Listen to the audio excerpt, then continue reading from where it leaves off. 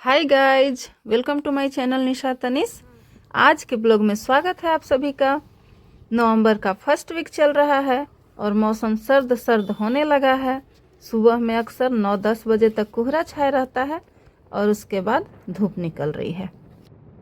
मतलब ये कि कभी धूप, कभी कोहरा और कभी सर्द ठंडी हवाओं के साथ सर्दी की शुरुआत हो रही है। रास्ते में अभी भी पटुआ और उसका डंडी, मतलब जिसको संठी बोलते हैं, सभी जगह आप लोग को दिख रहे हैं।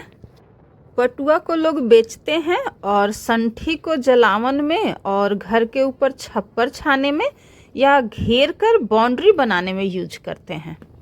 लाइफ भी बड़ी अजीब चीज़ है। सर्दी, गर्मी या हो बारिश, सबको भागना पड़ता है। चाहे घर में रहने वाले लोग हों, चाहे खेतों में या बाहर कहीं जाकर काम करने वाले लोग हों, भागना सबको पड़ता है। और अगर नहीं भागेंगे या सोकर अपना समय बर्बाद करेंगे तो फिर जिंदगी में मज़ा नहीं आएगा। नवंबर के शुरुआत में ही देवोत्थान एकादशी और तुलसी विवाह भी था, तो मेरे पड़ोस में अजीत भैया की मम्मी खूब धूमधाम से इस फेस्टिवल को मनाई। इनके यहाँ 3-4 दिनों तक पूजा पाठ का कार्यक्रम चलता रहा। 4 ब्राह्मण मिलकर पूजा करा रहे थे। सत्यनारायण भगवान की पूजा भी हुई और फिर जिस तरह से शादी ब्याह में सारा विधि विधान होता है, उसी तरह से पूरा विधि विधान के साथ मंडप बनाकर दिन भर और रात भर तुलसी विवाह और एकादशी उद्यापन की सारी विधियां हुई।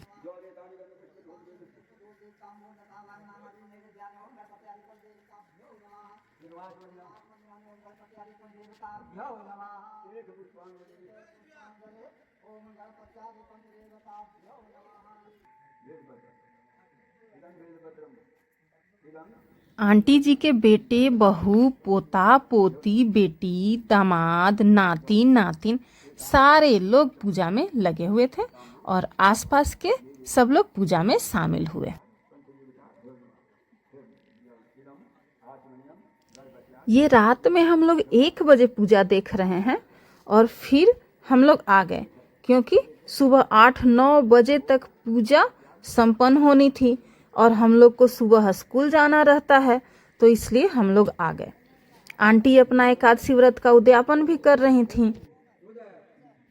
मंडप बहुत सुंदर ढंग से बनाया हुआ था और सजाया हुआ था। बगल में हवन कुंड बनाया हुआ था और इधर दान के लिए भी सारा सामान रखा हुआ था।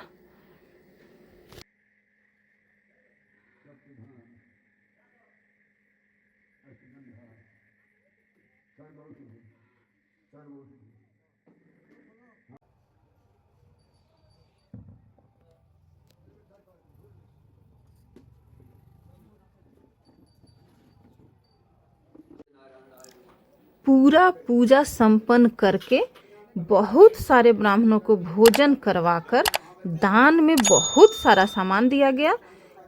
इसके बाद भंडारा का आयोजन हुआ। भंडारा में तो बहुत ही ज़्यादा लोग शामिल हुए। हम लोग लास्ट में खा रहे थे, इसलिए आप लोग को भीड़ नहीं दिख रही है।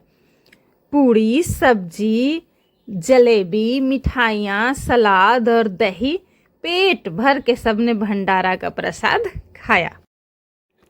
खाना तो सबने खाया ही, बातें भी भरपेट की, क्योंकि ऐसे सब लोग एक जगह इकट्ठे होते हैं तो बहुत दिनों के बाद मिलना जुलना होता है और बहुत सारी बातें होती हैं। सब लोग आराम से बैठ बैठ कर बातें कर रहे हैं।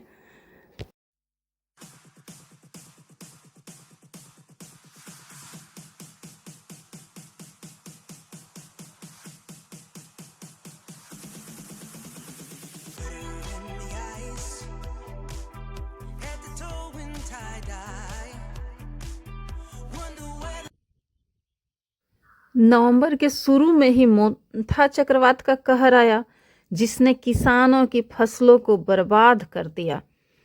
बहुत सारे किसान का फसल तो बिल्कुल बर्बाद हो गया। बेचारे रो रहे हैं क्योंकि उनकी पूरी मेहनत बेकार हो गई।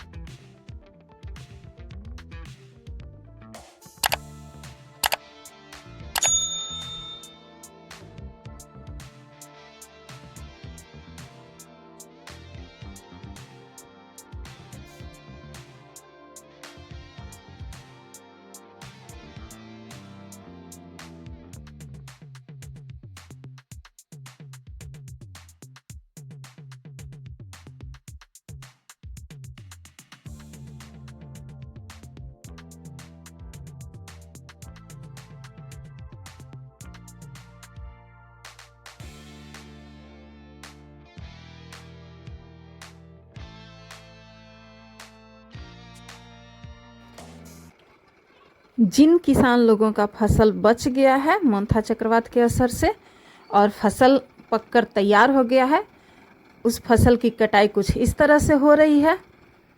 और बच्चों ने देखा तो बस दौड़ लगा दिए कि देखना है, कटते हुए देखना है। और चूँकि छुट्टी का भी टाइम होने वाला था तो मैं सोची कि अब सारे के सारे बच्चे गेट पर भीड़ लगाना चाह रहे हैं तो इनको इंगेज करना है। तो सब बच्चों को टोली बनाकर मैं 2-3 बार करके बारी बारी से छत पर लेकर आए, इनसे एक्टिविटी कराती रही और ये लोग फसल कटने का आनंद भी लेते रहे, देखते रहे। दोनों काम एक साथ होते रहा, देखते भी रहे लोग और पठन पाठन का काम भी चलते रहा। 3:30 हो रहा है तो सूरज इस समय बिल्कुल तीखी सी धूप के साथ है, सामने से हम लोग पे लग रहा है धूप। और बच्चों को देखिए, हमारे प्यारे प्यारे बच्चों की एक टीम अभी है, बाकी टीम नीचे गई है।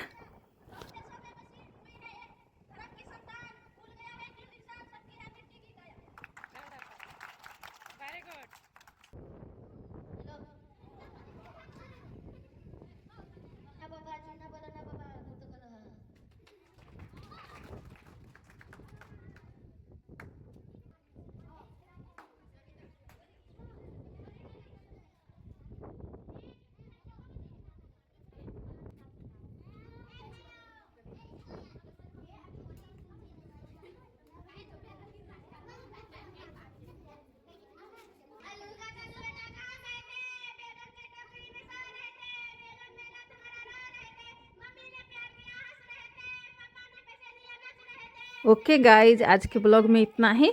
प्लीज़ चैनल को लाइक, कमेंट और सब्सक्राइब कीजिए।